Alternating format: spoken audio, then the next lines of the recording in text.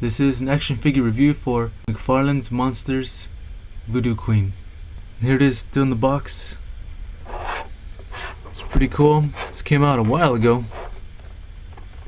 Early 2000, I believe. A friend of mine bought this for me. Well, he bought it and then he decided he didn't really want it, and he knew I wanted it, so I bought it off of him. So if that counts. It cost me $10. It's pretty cool.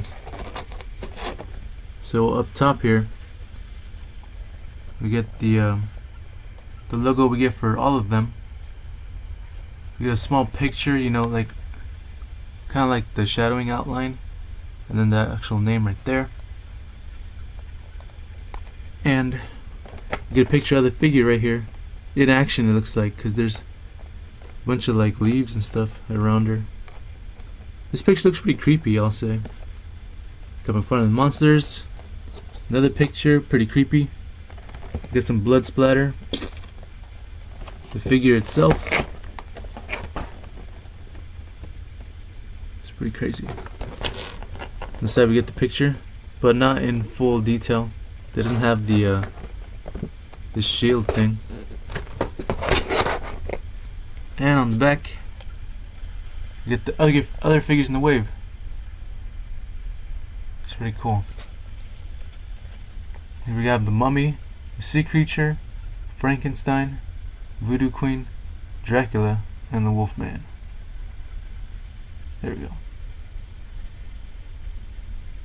These two I'm not really into, and neither am I into the Frankenstein. I'd say the Frankenstein's pretty cool, but just way too much going on for me. Dracula, pre-posed, and looks like he's been trapped in a basement without any blood. Werewolf, he's like losing too much skin. Still pretty good. I only have these first three right here. They're my favorites. And awesome.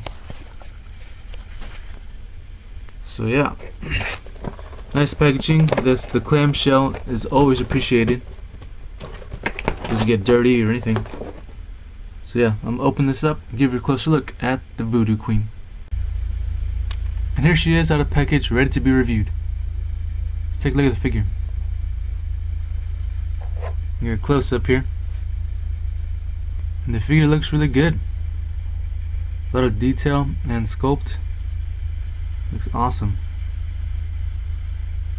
I will say, for a tribeswoman, this figure is really attractive. Pretty damn attractive. But only from the work of Mcfarlane is this figure gonna look that good. Because I doubt that the tribeswomen are actually gonna look this good. But who knows? Maybe I'm wrong. But yeah, there's a lot of detail. Looks awesome. Figure looks really good. Painted very nice. Look at that. It's got a little bit of blood coming off her mouth. She has all these things coming out of her hair. I'm not sure what to call them. It's crazy. Look at all that. Look like tentacles or something. And then they're each, you know, individual. They're rubbery, so they're not going to get in the way. Look at all this stuff she's got on her. She's got like horns on her her armor, bracelets. She's got a ton of stuff on her. There's so much stuff, and there's so much blood on it too. All the blood detail. She's got her paint, her tribe's paint. Some more blood. It's crazy. Look at all this bones right here that she's wearing and sculpted on. It's crazy. She's got her loincloth thong here, / G-string. I don't know what you want to call it. It's crazy. And she's got all this stuff for her shoes. I don't know what they are. I don't know if they're like supposed to be from like plants or what. I don't know where her actual feet are supposed to be at. She has these skulls on here. It's crazy. Bunch of blood. And she's got some metal, I guess gold plates for her boobs. Look at that paint around her eyes, man. It's crazy. So she also has that thing on her neck that they wear. Sorry, I'm not sure how to pronounce all these things. I'm not too familiar with the tribes people. And she does have, this almost counts as an accessory, but not quite. She has like this string glued onto her hand. And she's holding some skulls. Damn, that's gross. It's like little shrunken heads, actually. Yeah. Little shrunken heads with all this blood on it. Dang, it looks so gross. It's crazy. But yeah. So, articulation-wise, all she can do, she can swivel at the head, left and right, just fine. A little bit hindered, but it's not too big of a deal because you can't make her, spin like exorcist status. That's ridiculous for a figure that's not that kind of style. So yeah, swivel on the shoulder right there, and swivel right here at the wrist. Yeah, with a skull on it. Same thing the other side, but this arm is slightly pre-posed. It's bent. She does have a bicep swivel though. I guess it's for her accessory back there. I'll get into that. And swivel at the wrist. Awesome. She does have an upper torso swivel, so she can go like this. She can't go up and down though. And no waist twist since it's up here. And nothing in the upper thighs up here. Well, I guess the hips, yeah. Nothing in the hips, but there is upper thigh cut right here on each side. Nothing in the knees, but there is at the top of the boot, I guess you can call it.